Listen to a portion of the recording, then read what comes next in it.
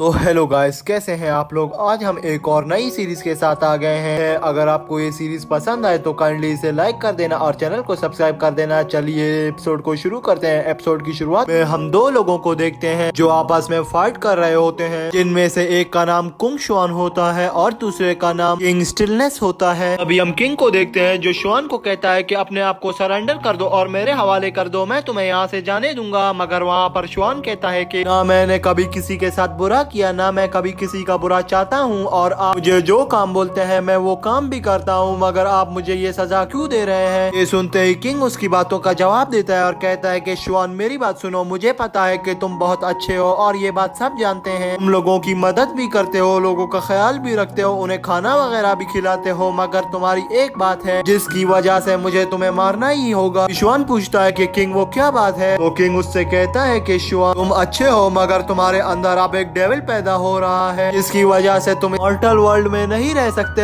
यहाँ दोस्तों मॉर्टल वर्ल्ड का मतलब है इंसानी दुनिया, जहाँ इंसान रहते हैं, यहाँ कोई एविल नहीं रह सकता। सुनते हुए हम शुआन को देखते हैं जो किंग से कहता है कि मैं आपकी बात पर यकीन नहीं करता, ना मैं आपकी बात मानने वाला हूँ कि कोई मुझ में एविल जन्म ले रहा है। मैं आपकी ये बात नहीं मानता। अगर आपने मुझसे जबरदस्ती की किंग, मैं आपसे फाइट करूंगा। ये कहते ही हम देखते हैं किंग शुआन पर हमला कर देता है और कहता है कि अब तुम्हारी खैर नहीं, एक तो तुम एविल हो और ऊपर से तुम मेरी बात भी नहीं मान रहे। ये कहते ही हम देखते हैं वहाँ किंग और शुआन के बीच फाइट शुरू हो जाती है। यहाँ वो फाइट करते करते ह्यूमन रेजिडेंस के करीब आ जाते हैं। अभी हम देखते हैं वहाँ खड़े सभी लोग ये तमाशा ऊपर देख रहे होते हैं। यहाँ किंग शुआन पर बहुत सारे तीरों का हमला कर देता है। शुआन इन तीरों को डॉज कर लेता है, मगर नीचे शुआन की वाइफ और उसका बेटा होता है, जहाँ इतने सारे तीरों में से एक तीर जाकर शुआन को लग जाता है। ये सारा सीन उसका बेटा वहाँ अपनी आंखों से देख रहा होता है कि उसके पिता को कितनी बेदर्दी से मारा गया है। अभी वहाँ सीन चेंज हो जाता है। हमें 12 ईयर्स के बाद का समय दिखाया जाता है, जहाँ हम देखते हैं कि एक आदमी अपने घोड़े पर बैठकर एक पेड़ के पास आता है, जहाँ वो आदमी उस पेड़ पर आकर एक सर्कल बनाता है। जैसे ही वो आदमी उस पेड़ पर सर्कल बनाता है तो वो पेड़ अपने आप ही ग्लो करने लग जाता है। उधर उसी आदमी के पास एक लेटर भी होता है। वो उस लेटर को उस नदी में रख देता है, जहाँ कुछ मछलियाँ आती हैं। उस लेटर को वहाँ से निकाल कर डीमन वर्ल्ड की तरफ ले जाती है। अभी वहाँ वो लेटर मछलियों से एक बर्ड ले लेता है, जो बर्ड उस लेटर को उठाकर हवा में उड़ता है और उसकी सही प्लेस पर ले जाता है। तभी हमें एक पैलेस का सीन दिखाया जाता है, जहाँ कुछ सर्वेंट्स घूम रही होती है और वो लेटर वो लोग रिसीव करती हैं और जाती हैं, किंग को बोलती हैं कि कोई लेटर आया है। तभी हम किंग को देखते हैं जो बाहर आता है और उस लेटर को देखता है। किंग शुआन एक याओजिन पैलेस का किंग होता है। अभी वहाँ सीन चेंज होता है। नेक्स्ट सीन में हमें जीलोंग नाम के एक डीमन को दिखाया जाता है जो वहाँ प्रिंस के पास जा रहा होता है। तभी नेक्स्ट सीन में हम देखते हैं कि हमें प्रिंस को दिखाया जाता है। प्रिंस होंग अपने पिता के लिए एक दवाई बना रहा होता है, क्योंकि उसको पिता को एक अजीब सी बीमारी लग गई होती है। हाँ, वो खांसता है तो उसके मुंह से एक आग का गोला निकलता है। अभी हम देखते हैं प्रिंस होंग के पिता को, जिनका नाम चोंगमिंग होता है। अभी हम देखते हैं होंग खड़ा होता है और अपने पिता को जादुई तरीके से दवाई खिलाता है, अगर उसका पिता दवाई खाकर भी ठीक नहीं होता और वो और जोर से छींकने लग जाता है, जहाँ वो छींकते छींकते उस पूरे पैलेस को ही तबाह कर देता है। हर तरफ आग ही आग निकल जाती है और इस तरह करते करते वो उस पूरे पैलेस को ही जला डालता है अपनी छींकों से। इतनी सारी आवाजें सुनने के बाद हमें किंग शुआन को दिखाया जाता है, जो वहाँ पर आता है और उनसे कहता है कि ये क्या किया। तभी वो कहता है कि इस बात को छोड़ो, मेरे पास एक और चीज है। मुझे मॉर्टल वर्ल्ड से एक लेटर आया है और इस लेटर में लिखा है कि किसी यंग लॉर्ड को चांगंग आना है, क्योंकि अभी से 4 साल बाद जितने भी डीमन पैदा होंगे उनको उसी पैलेस पर तैयार किया जाएगा और उनको फाइटर बनाया जाएगा। ये सुनते ही होंग का पिता कहता है कि नहीं, होंग अभी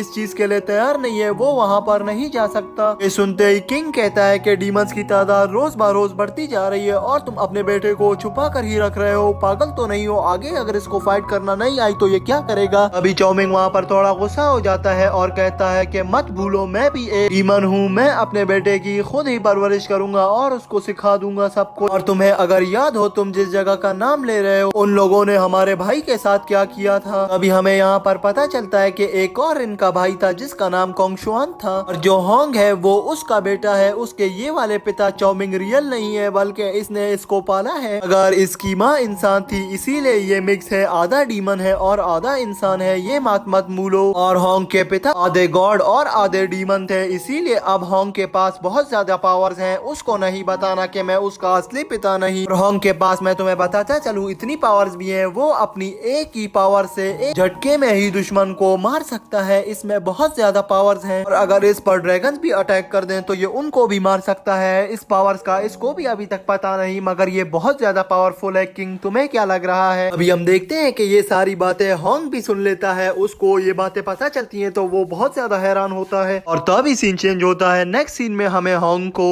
और किंग को दिखाया जाता है जो वहाँ पर बैठे बातें कर रहे होते हैं। अभी किंग होंग से कहता है कि बात सुनो मेरी बेटा, तुम्हारे पिता तो पागल ही है, तुम्हें मेरी बात माननी होगी, तुम्हें मॉर्टल वर्ल्ड में जाना होगा, अपनी पावर्स को और बढ़ाना होगा। यहाँ होंग कहता है कि नहीं, मेरे पिता ने जो कहा मैं उनकी बात मानूंगा, मैं उनकी बात का पालन करूंगा। अगर मैंने उनकी बात नहीं मानी तो ये मेरी रिस्पेक्ट के खिलाफ होगा। अभी किंग बोलता है कि बेटा मैं तुम्हें एक बात बताने वाला हूँ, मगर इस बात का ना तुमने बुरा मानना है और ना किसी और को बताना है। तो तभी होंग पूछता है कि जी किंग बताएं क्या बात है। तभी किंग उसे बताता है कि चौमिंग तुम्हारा पिता नहीं बल्कि तुम्हारा पिता तो उसी वक्त मर गया था जब तुम पैदा हुए थे, मगर तुमने अभी भी चौमिंग की रिस्पेक्ट उसी तरह करनी है जैसे पहले करते थे, क्योंकि तुम्हारे पिता के बाद दूसरा आदमी वही है जिसने तुम्हें इतना पाला, इतना बड़ा किया और तुम्हारा ख्याल रखा। और अब अगर तुम उसके साथ बदतमीजी करोगे या कोई ऐसी बात करोगे जिससे वो हर्ट हो तो उसे बहुत ज्यादा बुरा लगेगा और वो तुम्हें अपना रियल बेटा ही मानता है। अभी हम देखते हैं कि होंग वहाँ पर थोड़ा सोचता है और फिर तैयार हो जाता है और कहता है कि ठीक है मैं चलूंगा। और वहीं पर चौमिंग भी आ जाता है और कहता है कि हमारे पिता के मरने के बाद उनके दोस्त डी हुआइन ने मॉर्टल वर्ल्ड में एक कोर्ट ऑफ एक्सोर्सिज्म बनाया था और अभी तुमने वहाँ जाकर अपने पिता के मर्डरर को ढूंढना है और उससे अपना रिवेंज भी लेना है, क्योंकि अगर तुम उससे रिवेंज नहीं लोगे तो तुम्हें सब बुज़दिल और डरपोक कहेंगे और कहेंगे कि तुम्हारे पिता को तुम्हारा कातिल का पता भी था और उसने तुम लोगों को भी बताया, मगर तुम लोग उसका रिवेंज नहीं ले सकते। और वहाँ पर होंग बहुत गुस्से में आता है और कहता है कि ठीक है बहुत शुक्रिया आप दोनों का, अब मैं समझ गया हूँ। मेरे पास 3 मिशन है, जिनमें से पहला मिशन है अपने पिता के मर्डरर को ढूंढना जिसने मेरे पिता का मर्डर किया है, दूसरा कोर्ट ऑफ एक्सोर्सिज्म की सारी बातें सुनना और तीसरा इस हार्ट लाइट को उस चेंग चेन को देना। जिसके बाद हम देखते हैं कि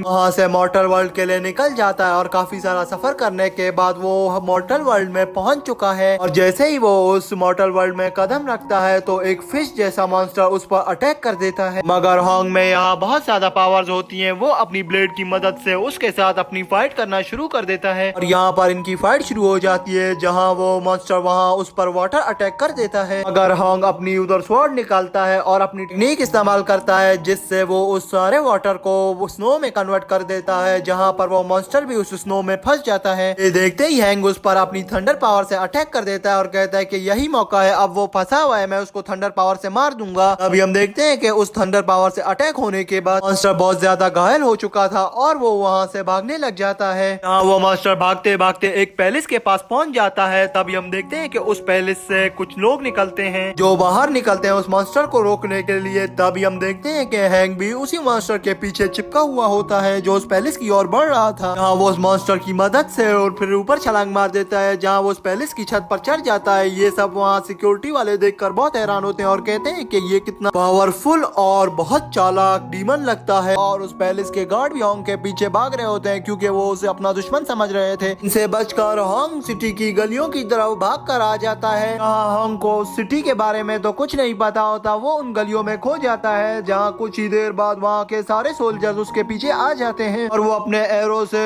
होंग पर वार करना शुरू कर देते हैं, मगर होंग इसको देखकर डरता नहीं है। वो अपनी डिफेंसिव पोजीशन निकाल लेता है जिसकी वजह से उसके इर्द गिर्द एक शील्ड बन जाती है और वो वहाँ पर बच जाता है। और वो शील्ड की वजह से वो सारे एरो वापस जाकर आर्मी वालों को लगना शुरू हो जाते हैं, जिसकी वजह से उस आर्मी कुछ गार्ड वहाँ पर घायल हो जाते हैं। जिसे देखकर होंग कहता है कि सुनिए मेरी बात, मैं ये सब नहीं करना चाहता, मुझे ये मजबूरन करना पड़ रहा है क्योंकि आप लोग मुझ पर अटैक कर रहे हैं, जिसकी वजह से मैं अपना डिफेंस कर रहा हूँ और कुछ नहीं। अभी वहाँ पर एक न्यू कैरेक्टर की एंट्री होती है। वो होंग को यांगू बॉय कहकर पुकार रहा होता है, इसका मतलब एक डीमन होता है। अभी होंग उसका जवाब देते हुए कहता है कि मैं कोई डीमन नहीं हूँ और ना मैं तुमसे यहाँ पर फाइट करने आया हूँ, बल्कि मैं यहाँ कुछ मालूमात इकट्ठी करने आया हूँ। अगर वो आदमी होंग की बात नहीं सुनता वो सीधा इस पर अटैक कर देता है, जिसकी वजह से हम देखते हैं होंग का वो हार्ट लाइट टूट जाता है जिसको इसने किसी को देना था और वो वहीं पर गिर जाता है। वहीं पर एक बहुत जोरदार ब्लास्ट होता है। उस ब्लास्ट को देखकर सभी लोग वहाँ इर्द गिर्द के बेहोश होने लग जाते हैं। अभी हमें कुछ देर बाद का समय दिखाया जाता है जहाँ हम होंग को को देखते हैं वो होश में आ जाता है और वहाँ पर और सोल्जर्स आने लगते हैं, जिसको देखकर होंग वहाँ से उठता है और अपने साथ एक आदमी को उठाकर वहाँ से भाग जाता है। और तभी सीन चेंज होता है। नेक्स्ट सीन में हमें एक डीमन मॉन्स्टर को दिखाया जाता है जो बहुत ज्यादा जख्मी होता है। फिर हमें सुबह का समय दिखाया जाता है जहाँ होंग को देखते हैं वो एक डीमन के साथ बैठा, जिस आदमी को घायल होकर वो वहाँ से लाया था वो उसके अंदर पावर शिफ्ट कर रहा था। और काफी सारी कोशिशें करने के बाद और उसको पावर देने के बाद वो आदमी होश में आ जाता है। तब हम देखते हैं कि वो होंगजुंग से पूछता है कि तुम कौन हो और मैं यहाँ कैसे आया, क्या तुम मुझे यहाँ पर किडनैप करके लाए हो बदतमीज लड़के। ये कहने की देर ही होती है। तभी वहाँ पर हम देखते हैं सोल्जर्स आने लग जाते हैं, जिसको देखकर होंग वहाँ से भाग जाता है। और जाते जाते उस आदमी से ये कह कर जाता है कि मुझसे तुम दोबारा जरूर मिलना, अगर तुम नहीं मिले मैं तुमसे मिलने दोबारा जरूर आऊंगा। हम देखते हैं सभी सोल्जर्स उस रूम में एंटर हो जाते हैं। अगर रूम के अंदर उन्हें कोई भी नहीं मिलता, जिस आदमी को होंग ने बचाया था वो भी वहाँ से निकल जाता है, क्योंकि ये क्वार्टर एक सर्वेंट क्वार्टर होता है। और वो आर्मी से जरूर पूछती कि तुम इस क्वार्टर में क्या कर रहे हो। वो इस आर्मी के सवालात से बचने के लिए यहाँ से निकल जाता है अपने डीमन को लेकर। कहते ही सीन चेंज होता है। नेक्स्ट सीन में हमें उसी आदमी को दिखाया जाता है जो सोल्जर से बचकर छतों से भाग रहा होता है, जहाँ एक छत पर उसका पैर स्लिप हो जाता है और वो जमीन पर आकर गिर जाता है और बहुत घायल हो जाता है, जहाँ उसके इर्द गिर्द बहुत सारे लोग आ जाते हैं और उसे पहचान लेते हैं और उस पर हंसने लग जाते हैं। तभी हमें इस आदमी का नाम पता चलता है। इस आदमी का नाम ऑफिसर ली होता है। सीन चेंज होता है। नेक्स्ट सीन में हमें एक लेडी को दिखाया जाता है जो होंग की ब्लेड को देख कर कह रही होती है कि ये वही ब्लेड है जिससे हमारे मॉन्स्टर फियाओ को घायल किया गया है और ये जिसका भी ब्लेड है, चाहे वो एक डिसेफल हो या डीमन हो, जो भी हो, उसे जिंदा पकड़ के लाओ या मुर्दा, वो तुम लोगों का काम है, मगर वो मेरे सामने होना चाहिए कुछ ही देर में। अभी सीन चेंज होता है। नेक्स्ट सीन में हमें होंग को दिखाया जाता है जो सिटी की मार्केट में बैठा मस्तियां कर रहा होता है और वो बाजार की नई नई चीजें देखकर बहुत हैरान हो रहा होता है। अभी हमें ऑफिसर ली को दिखाया जाता है जहाँ हम देखते हैं कि जो अपने मास्टर के पास बैठा होता है, जहाँ उसका मास्टर उस पर बहुत गुस्सा होता है और उससे कहता है कि रात को तुम अपने साथियों को छोड़कर किसी सर्वेंट रूम में क्यों चले गए थे, तुम्हें उस हैंग नाम के लड़के को मारना। तभी लिन कहता है कि उसका नाम हैंग नहीं बल्कि होंग था। अभी मास्टर बहुत गुस्से में होता है और बोलता है जो भी है। तभी लिन कहता है कि नहीं, मैं वहाँ नहीं गया था, वो मुझे जबरदस्ती उठा कर गया था, वो मेरे डीमन को भी वहाँ से उठा कर ले गया था। जहाँ मास्टर उसकी बातों पर यकीन नहीं करता है और कहता है कि तुम झूठ बोल रहे हो और उसे एक जोरदार किक मारता है। उससे कहता है कि तुम एक झूठे हो और मुझसे अब झूठ बोलोगे। तभी सीन चेंज होता है। नेक्स्ट सीन में हमें सिटी के लॉर्ड को दिखाया जाता है तो रात को हुई घटना के बारे में पूछताछ कर रहा होता है अपने गार्ड से। वहीं पर उसकी एक लेडी सर्वेंट कहती है कि ली से बहुत सारी गलतियां हुई, उसे माफ कर दीजिए। अभी वो लॉर्ड उस लेडी की बात मानकर कहता है कि तुम ठीक कह रही हो, उसकी गलतियों को इस बार हमें माफ कर देना चाहिए, मगर अगली बार से उसको कोई चांस नहीं मिलेगा और मैं ली को अब स्पिरिट डिपार्टमेंट का एक ऑफिसर बनाता हूँ। अभी सीन चेंज होता है। नेक्स्ट सीन में फिर से हमें होंग को दिखाया जाता है जहाँ हम देखते हैं होंग एक मदारी को देख रहा होता है। तभी वो मदारी एक बंदर को मारना शुरू कर देता है, जहाँ होंग इसे देखकर बहुत बुरा लग रहा होता है उस बंदर के लिए और अपने ब्लेड से उस बंदर की रस्सियों को भी काट देता है। जहाँ हम देखते हैं बंदर उस मदारी को धक्का देकर वहाँ से भाग जाता है। ये देखकर मदारी बहुत गुस्से में आता है और कहता है कि ये किसने किया। अभी वो होंग को देखता है, होंग जो पीछे की तरफ भाग रहा होता है वो उसका पीछे करना शुरू कर देता है और उसके पीछे भागने लग जाता है। जहाँ हम देखते हैं कि होंग सिटी के रूफ पर चढ़ जाता है, जहाँ वो सिटी के सब घरों की छतों से छलांगे मारना शुरू कर देता है और नेक्स्ट रूफ पर चलता चला जाता है, जहाँ उसकी दौड़ बहुत तेज हो जाती है। चलते चलते वो एक ऐसे घर पर पहुंच जाता है जिसकी रूफ बहुत कमजोर होती है। वो उस घर के अंदर घुस जाता है, उस रूफ को तोड़कर एक आदमी अपने पैलेस के अंदर चल कर जा रहा होता है, जहाँ अचानक से छत से होंग आकर गिरता है और वो लड़का घबरा कर अपना तीर निकाल लेता है और होंग की ओर कर देता है। अभी वो होंग के साथ एक डीमन को भी देखता है तो वो अपना तीर उस डीमन की तरफ कर देता है और होंग से कहता है कि मैं इसे मार दूंगा, मुझे सच सच बताओ कि तुम्हें किसने भेजा है मुझे मारने के लिए। यहाँ पर होंग उस लड़के से कहता है कि मुझे किसी ने भी नहीं भेजा तुम्हें मारने के लिए, मैं तो यहाँ ऐसी अचानक से गिर गया, मैं छत से चढ़कर भाग रहा था, अचानक से पैर फिसला और तुम्हारे घर में आकर गिर गया हूँ और इस डीमन को तो नहीं मारना, ये बहुत मासूम डीमन है और ये मेरा डीमन है, तो काइंडली इसे नहीं मारना। और जैसा तुम समझ रहे हो कि मैं कोई एग्जॉर्सिस्ट हूँ, मैं कोई एग्जॉर्सिस्ट नहीं। ये सुनते ही वो लड़का अपने एरो को नीचे कर देता है और कहता है कि क्या तुम एग्जॉर्सिस्ट नहीं? तभी होंग कहता है कि हाँ मैं कोई एग्जॉर्सिस्ट नहीं। तभी बाहर से एक आवाज आती है कि कोई घर में है क्या? अभी वो आदमी अंदर आता है और कहता है कि मैं तो तुम लोगों को जानता हूँ, तुम लोग कितने खूबसूरत हो। तभी वो लड़के के पास जाता है और कहता है तुम पहले मुझे अपना नाम बताओगे या मैं तुम्हें अपना नाम बताऊं? जहाँ वो न्यू लड़का बोलता है कि मेरा नाम मुंह है। जहाँ हम देखते हैं वो होंग को गले से पकड़ लेता है और कहता है कि तुम बताओ तुम्हारा नाम क्या है? है। अभी होंग उसे अपना नाम बताता है तो तभी वो लड़का अपना नाम लगा बोलता है कि मेरा नाम आताई है, तुम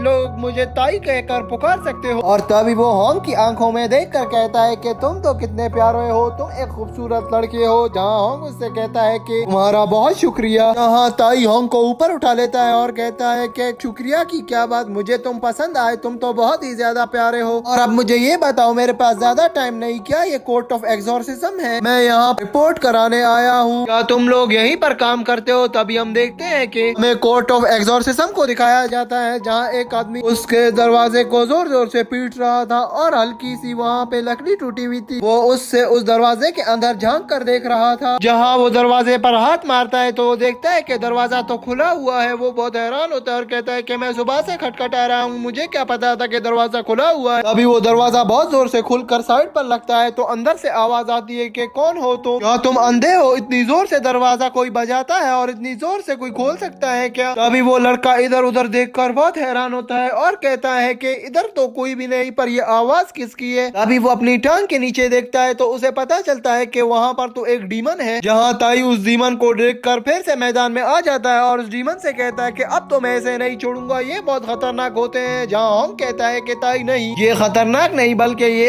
अच्छा डीमन है, ये हमारी मदद करेगा, इसे कुछ भी मत करना। और तभी हम उस लड़के को देखते हैं जो न्यू आया होता है। वो आगे बढ़ता है और कहता है कि मेरा नाम यंग है और मैं साउथ रीजन से आया हूँ। जहाँ होंग और बाकी सब उसको कहते हैं कि तुम्हारा वेलकम। जहाँ ताई आगे बढ़ता है और कहता है कि हम सबको ये एक लेटर आया था कोर्ट ऑफ एग्जॉर्सिज्म से, मगर हमें ये नहीं पता कि ये कोर्ट कहाँ है और ये भी नहीं पता कि हमें वो लेटर किसने सेंड किया है। अभी वहाँ पर खड़ा लड़का मुंह कहता है कि जब भी हमें वो आदमी मिल जाएगा जिसने हमें ये लेटर भेजा है तो हम सच्चाई के बारे में मालूमात करवा लेंगे कि क्यों हमें ये लेटर भेजा गया और हमें कोर्ट ऑफ एग्जॉर्सिज्म में आने के लिए क्यों पुकारा गया है इतनी दूर से। जहाँ हम कुछ देखते हैं जो सोचता है कि और कहता है कि क्या राइटर की बात हो रही है यहाँ पर। और तभी वहाँ पर सीन चेंज हो जाता है। नेक्स्ट सीन में हम देखते हैं कि हम उस सिटी के लॉर्ड को देखते हैं जो अपने डिसाइपल को बहुत ज्यादा डांट रहा होता है और कहता है कि मुझे ये बताओ कि वो लड़का और डीमन इस सिटी से कैसे निकले और कहाँ छुप गए हैं। जहाँ वो लड़का कहता है कि वो मैं उनके पीछे ही भाग रहा था, मगर जब मैं सर्वेंट क्वार्टर में गया वहाँ पर तो कोई भी नहीं था, बल्कि मैं उनके पीछे बहुत भागा हूँ। पूरी सिटी देखी है, मुझे पूरी सिटी में वो लोग नजर नहीं आए। और लॉर्ड, अगर आपको झूठ लग रहा है कि मैं आपसे झूठ बोल रहा हूँ तो आप सिटी के किसी भी बंदे से पूछ सकते हैं। और इनकी इसी बारे में बहस ही चल रही होती है, जहाँ इन लोगों ने होंग को और उस डीमन को पकड़ना होता है। जहाँ वो इनकी सिटी में आ गए होते हैं, ये लोग उस डीमन को बहुत बुरा समझ रहे थे। जहाँ उस डिसाइपल को देखते हैं जो गुस्से में आगे बढ़ता है और अपने लॉर्ड से कहता है कि आप नहीं कम भी समझ पाओगे, मुझे सारा वक्त ही मुझे डांटते रहना। ये कहते ही वो दोनों उस कोर्ट ऑफ एग्जॉर्सिज्म की तरफ बढ़ते हैं, जहाँ वो उसके दरवाजे को लात मार के तोड़ देता है। तभी वो अंदर की तरफ देखते हैं होंग और उसके साथ कुछ साथी, और वहाँ पर वो डीमन भी होता है। तभी वो लॉर्ड अपने डिसाइपल को ऑर्डर देता है कि जल्दी से जाओ उस डीमन को पकड़ लो। अब हम उस डिसाइपल को देखते हैं जो उस डीमन से ज्यादा होंग के पीछे पड़ा होता है। वो सीधा अपना तलवार का अटैक होंग की ओर कर लेता है, जहाँ होंग अपने इर्द गिर्द एक शील्ड बना लेता है जिससे वो बच जाता है। और वहीं पर होंग के सारे साथी आ जाते हैं और डिसाइपल को भी मार देते हैं। जहाँ वो डिसाइपल बेहोश हो जाता है, तभी हम उसके लॉर्ड को देखते हैं जो बाहर की तरफ भाग रहा होता है, मगर उसका पाँव लकड़ी में फंस जाता है और वो वहीं पर गिर जाता है। और वो टाई सबसे पूछता है कि मुझे ये बताओ कि होंग अब ये तुम्हारे पीछे क्यों पड़े हुए हैं? तुमने बुरा काम तो नहीं किया जिसकी वजह से ये तुम्हारे पीछे पड़े हुए हैं। जहाँ होंग उनको समझाते हुए कहता है कि ये भी तुम्हारी तरह इस डीमन को खराब समझ रहे हैं और इसको बुरा समझ रहे हैं, इसीलिए इसके पीछे पड़े हुए हैं। जहाँ इनको मौका मिलता है ये इस डीमन को मारने के लिए मेरा भी पीछा कर लेते हैं, और यहाँ तक कि इन लोगों ने इस डीमन को मारने के लिए मेरा भी ख्याल नहीं किया और मुझ पर भी अटैक कर दिया। और तभी हम देखते हैं वहाँ पर वो डिसाइपल दोबारा से होश में आ जाता है, मगर टाई उसके सर पे एक और दफा से अपना बाजा मार देता है और वो वहीं पर दोबारा से बेहोश हो जाता है। और तभी हम यंग को देखते हैं जो कहता है कि अब हमें जल्दी से यहाँ से निकलना होगा बाहर की, और कहीं ना कहीं इनकी आर्मी यहाँ पर जरूर चक्कर लगाने आएगी। वो अपने लॉर्ड को देखने कोर्ट ऑफ एग्जॉर्सिज्म में जरूर एंटर होगी। जहाँ वो इस बारे में बात कर ही रहे होते हैं कि अभी हमें निकलना है, तभी हम उस डिसाइपल को देखते हैं जो दोबारा से होश में आ जाता है और कहता है कि मैंने सब सुन लिया। उसको देखकर इन लोगों की बत्ती गुल हो जाती है। और तभी हम देखते हैं सीन चेंज हो जाता है। नेक्स्ट सीन में हमें उस डिसाइपल को उसको दिखाया जाता है जहाँ वो अपनी कुर्सी पर बैठा होता है, जहाँ हम देखते हैं कि वो उससे सॉरी कर रहा होता है और कहता है कि ये सब एक मिसअंडरस्टैंडिंग थी, आप इस डीमन पर अटैक कर रहे थे इसीलिए हमने आप पर अटैक किया। जहाँ हम डिसाइपल को देखते हैं जो अपनी कुर्सी से उठता है और कहता है कि तुम लोग पागल तो नहीं, मुझे क्या पता था कि ये एक हार्मफुल डीमन है या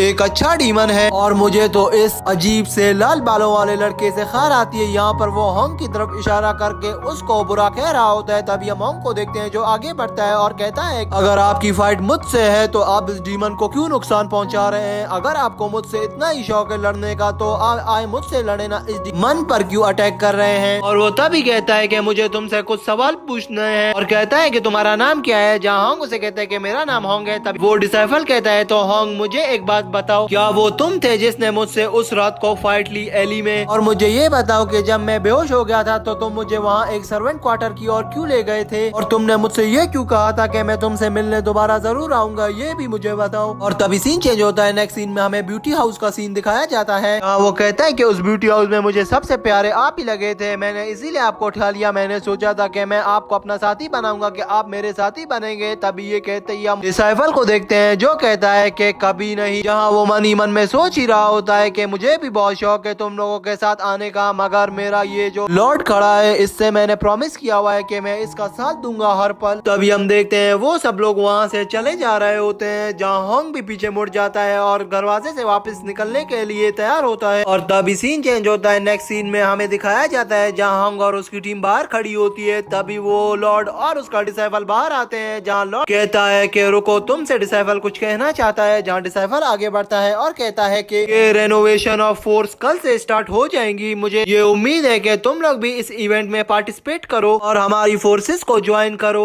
ये कहते ही वो बाहर चला जाता है। तब सीन चेंज होता है। सुबह हमें कोर्ट ऑफ एक्सोर्सिज्म का टाइम दिखाया जाता है। जहाँ हम देखते हैं वो डिसाइफल आ जाता है और कहता है कि कोर्ट ऑफ एक्सोर्सिज्म का टाइम शुरू होता है, मगर हम तो सोच रहे हैं कि कोर्ट ऑफ एक्सोर्सिज्म के टाइम को थोड़ा डिले कर दें क्योंकि ये कोर्ट अभी तक बहुत ज्यादा ही किसी खंडर के शेप में कन्वर्ट हो गया है। पहले हम इसको रेनोवेट करवा लें, जब तक मैं तुमसे बातचीत भी कर लूंगा और हम थोड़ा काम भी साथ में कर लेंगे, शायद हम एक दूसरे को बहुत अच्छी तरीके से समझ भी जाएं। ये कहते ही हम देखते हैं वो लोग भी मान जाते हैं। तभी वो डिसाइफल अपने सर्वेंट्स को ऑर्डर देता है कि इस कोर्ट को क्लियर कर दो और बहुत अच्छा रेनोवेट कर दो। और वहाँ हम देखते हैं कोर्ट रेनोवेट होने लग जाता है। जहाँ सब सर्वेंट्स उस पर बहुत ही ज्यादा एक्स्ट्रा हार्ड वर्क कर रहे होते हैं। तभी सीन चेंज होता है। रात का सीन होता है। हम देखते हैं जहाँ होंग सबको अपनी कहानी सुना रहा होता है और कहता है कि मेरा फादर तो बहुत ज्यादा बहादुर था, वो सबको एक ही चुटकी से मारता था और मैं होंग मैं भी उसी की तरह हूँ, अब मैं भी बहुत पावरफुल हूँ। तभी हम देखते हैं वहाँ पर मुंह को जो कहता है कि मैं भी बहुत पावरफुल हूँ, मैं भी यहाँ पर एक्सपीरियंस गेन करने आया हूँ। और तभी टाई की बारी आती है जहाँ टाई कहता है कि मैं एक पढ़ने वाला लड़का हूँ, मैं यहाँ पर टैंक कल्चर को स्टडी करने आया हूँ। और फिर यंग आता है जो कहता है कि सबसे पहले तो रिस्पेक्ट, और मैं यहाँ पर कैलीग्राफी और ड्राइंग का मुकाबला करने आया हूँ और मैं यहाँ पर सीखने आया हूँ। मेरे ग्रैंडफादर ने कहा था कि यहाँ पर सबसे जबरदस्त मुकाबले और प्रैक्टिस होती है। और जहाँ पर हमें पता चलता है कि जो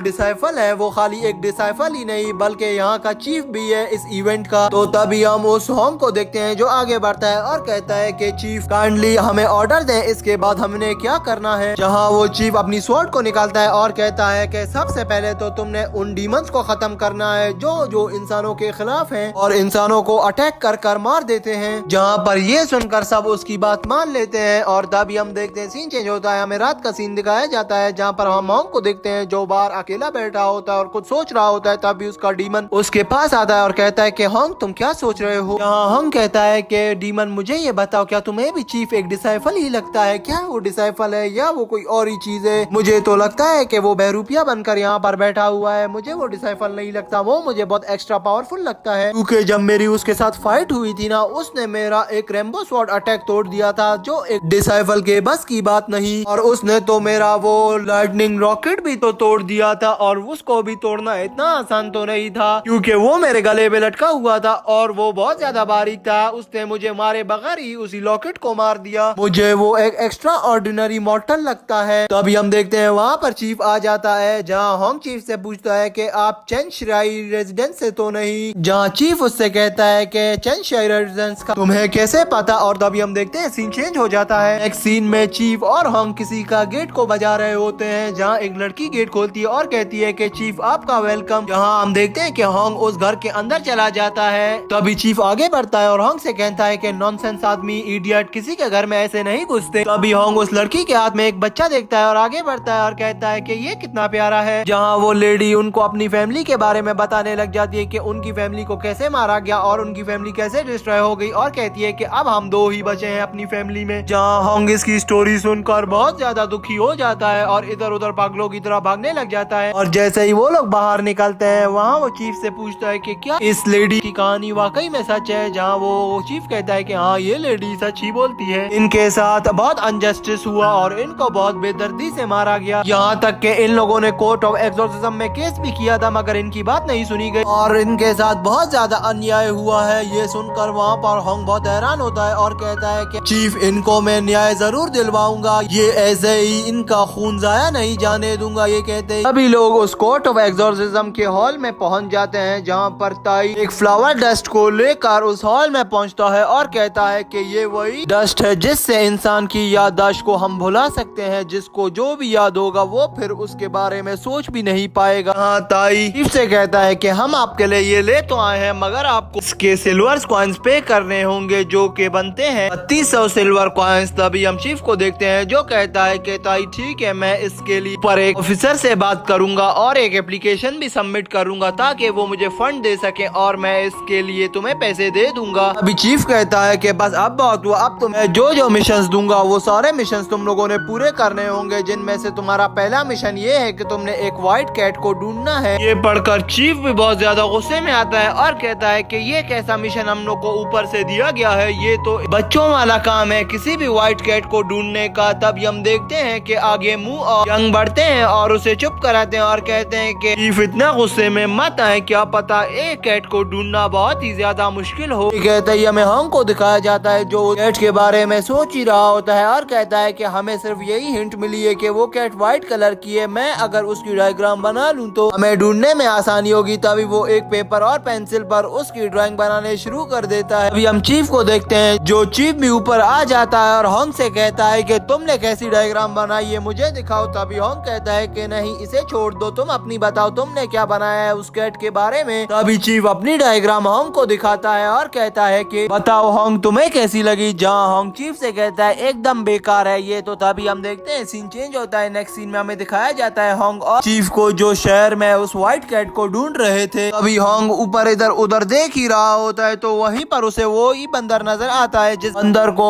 होंग ने मदारी से बचाया था। तभी वो बंदर होंग को देखकर बहुत एक्साइटेड हो जाता है और कहता है कि होंग तुम किसे ढूंढ रहे हो, तुम क्या उस व्हाइट कैट को ढूंढ रहे हो, अगर तुम उसे ढूंढ रहे हो तो मेरा पीछा करो, मैं तुम्हें उस व्हाइट कैट के बारे में बता देता हूँ। जहाँ हम देखते हैं चीफ और होंग ये सुनकर बंदर का पीछा करना शुरू कर देते हैं जहाँ वो उन दोनों को वो कैट नजर भी आ जाती है। तभी हम देखते हैं होंग और चीफ उस कैट को पकड़ने के लिए उसके पीछे भागते हैं और वो बचकर एक ब्यूटी हाउस में भाग कर आ जाती है जहाँ होंग और चीफ भी उसके पीछे आ जाते हैं मगर कैट बहुत ही ज्यादा शातिर होती है, वो इनकी जाल से बार बार निकल रही होती है। अभी वो उस रूम में उस कैट को पकड़ ही रहे होते हैं तो किसी चलने की आवाज आती है जो रूम के अंदर इंटर हो रहा होता है। तभी चीफ बोलता है कि हम किसी के घर बिन बुलाए आ गए हैं, अगर उसने हमें देख लिया तो हमें बहुत कठिन सजा देगा, तो इससे अच्छा है जल्दी से छुप जाओ। जहाँ होंग और चीफ उस बेड के नीचे छुप जाते हैं। अभी हम देखते हैं होंग ने उस कैट को तो पकड़ लिया था मगर उसी वक्त हम देखते हैं कि वहाँ पर रूम के अंदर आर्मी का चीफ और उसकी वाइफ इंटर होती है। यहाँ पर हम होंग को देखते हैं और चीफ को जो एक दूसरे के मुंह पे हाथ रखकर अपनी आवाजों को बंद कर रहे होते हैं, कहीं उनके मुंह से कोई हल्की सी भी आवाज निकल गई तो वो यहाँ पर पकड़े जाएंगे और बहुत बुरी मौत मारे जाएंगे। अभी हम देखते हैं वहाँ पर चीफ जिसका नाम ली होता है उसकी नजर अपने बगल में जाती है जहाँ पर वो उस पर्दे को हटाता है तो उसके बराबर में एक लाश पड़ी होती है। जिस लाश को देखकर बहुत ही ज्यादा घबरा जाता है और कहता है कि ये क्या। तभी हम देखते हैं कि वो कमांडर और उसकी वाइफ उस रूम से निकल जाते हैं। हाँ ली उस कैट को पकड़कर और भी उसके साथ आ जाते हैं वापस कोर्ट ऑफ एक्सोर्सिज्म में जहाँ वो बैठकर सोच ही रहे होते हैं कि वो लाश किसकी थी और उसको किसने मारा था। हाँ यंग ली से पूछता है कि ये कैसी बात हुई, तुम कहते हो कि वहाँ पर एक लाश थी और उससे कोई बदबू भी नहीं आ रही थी, अगर उससे कोई बदबू नहीं आ रही थी तो मुझे लगता है कि ये मर्डर कुछ समय पहले ही हुआ है और इस मर्डर को ज्यादा वक्त नहीं हुआ है। मुझे ये भी लगता है जैसे कि तुम बोल रहे हो कि उसकी बॉडी वहाँ पर सुकड़ गई थी तो इसकी एक ये भी वजह हो सकती है कि डीमन ने इसका सारा ब्लड पी लिया होगा। यहाँ पर ये लोग ये डिस्कशन कर ही रहे होते हैं तभी हम देखते हैं कि वो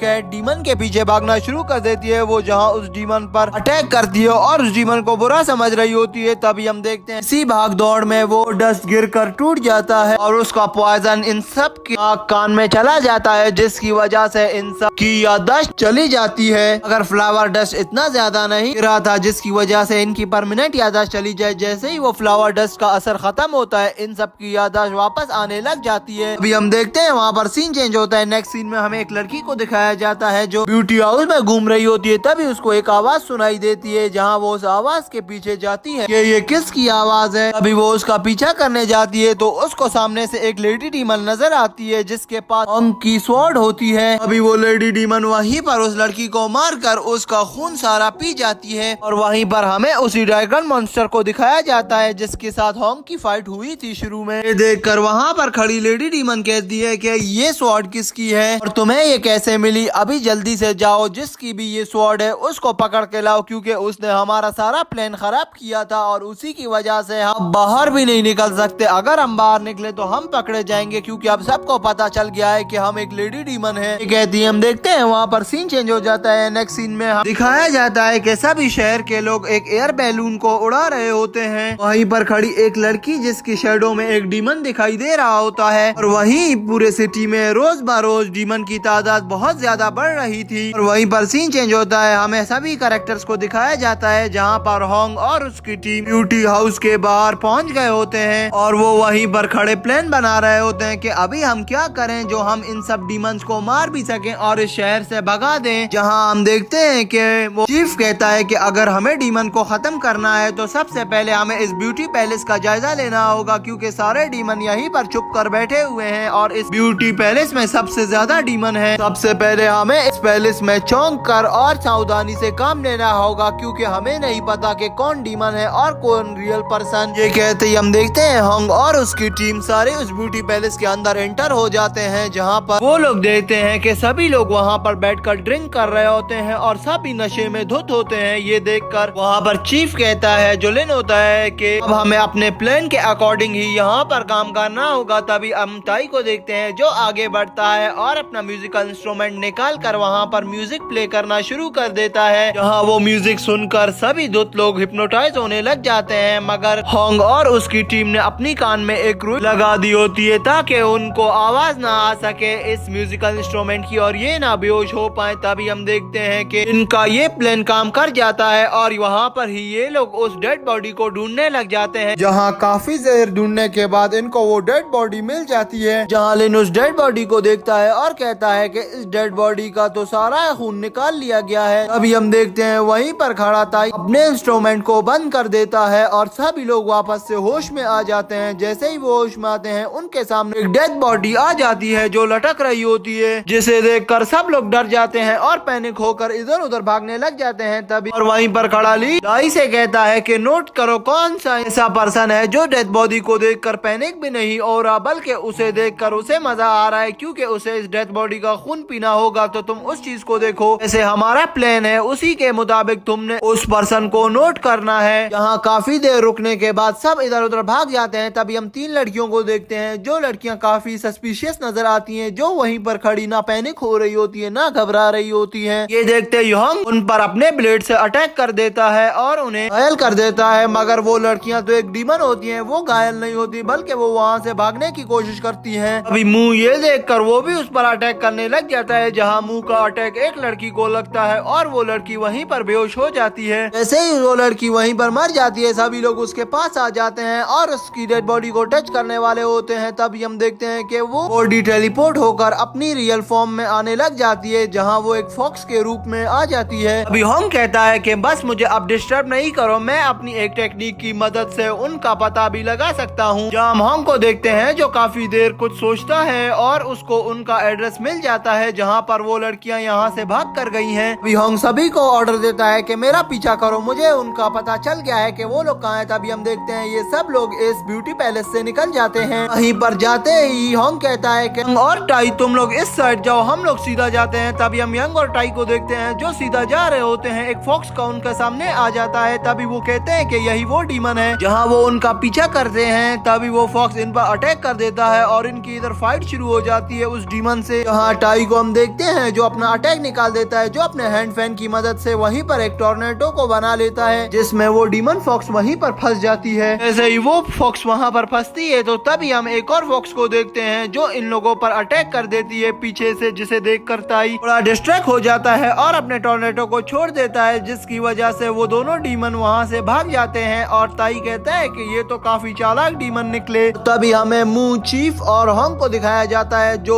डीमंस को ढूंढ रही होते हैं और कहते हैं कि वो तीनों डीमंस तो यहीं पर गए हैं जहाँ पर मैंने तुम लोगों को बताया है। अभी हम चीफ को देखते हैं जो कहता है कि हाँ ये तो मुझे भी पता है कि यहीं पर गए हैं, रुको मैं अपना नाइट विजन ऑन करके यहाँ से पता लगा सकता हूँ कि वो लोग कहाँ गए हैं। तभी हम चीफ को देखते हैं जो अपना नाइट विजन ऑन कर लेता है और डीमन का पता लगाता है कि डीमन कहाँ है। तो उसी वक्त उसकी स्वॉर्ड चमकने लगती है, जिससे देखकर चीफ कहता है कि अब मुझे समझ आ गया कि ये डीमन इधर ही है, क्योंकि मेरी स्वॉर्ड ने मुझे यहाँ पर इशारा दिया है कि कोई आसपास मेरे डीमन है। तभी हम देखते हैं कि उनके सामने एक डीमन आ जाता है और ये एपिसोड यहीं पर एंड हो जाता है। तो दोस्तों ये सीरीज आपको कैसी लग रही है कमेंट बॉक्स में जरूर बताना, वीडियो को लाइक कर देना, चैनल को सब्सक्राइब कर देना। तब तक के लिए मिलते हैं किसी अच्छी और नई वीडियो के साथ, बाय।